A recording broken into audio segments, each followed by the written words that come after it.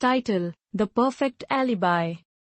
It was a quiet evening in the small town of Redwood when Henry Moore found himself in a rather unfortunate situation, standing over a dead body with a knife in his hand. "Well, this is awkward," Henry muttered, glancing down at Mr. Thompson, the town's most insufferable landlord, now lifeless on the carpet. "I swear, I didn't do this." The problem was, no one else was around to believe him. Rewinding an hour earlier, Henry had received a call from Thompson, demanding overdue rent.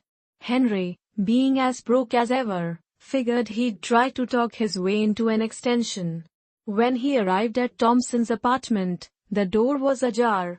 Curious, he stepped in, only to trip over the already dead body, knocking over a fruit bowl in the process.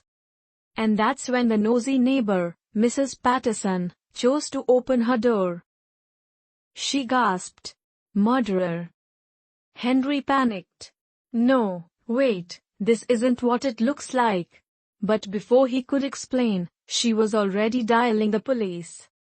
Henry thought fast. He needed an alibi, fast.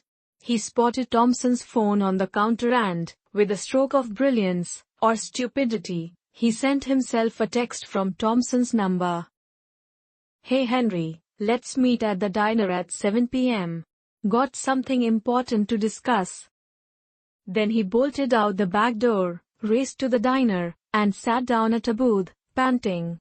He even ordered a burger to make it look legit. When the cops arrived at Thompson's apartment, Mrs. Patterson dramatically pointed at where Henry had been just minutes ago. But Henry was calmly sipping his soda at the diner, the timestamp on the security camera proving his presence. "Impossible," Mrs. Patterson swore.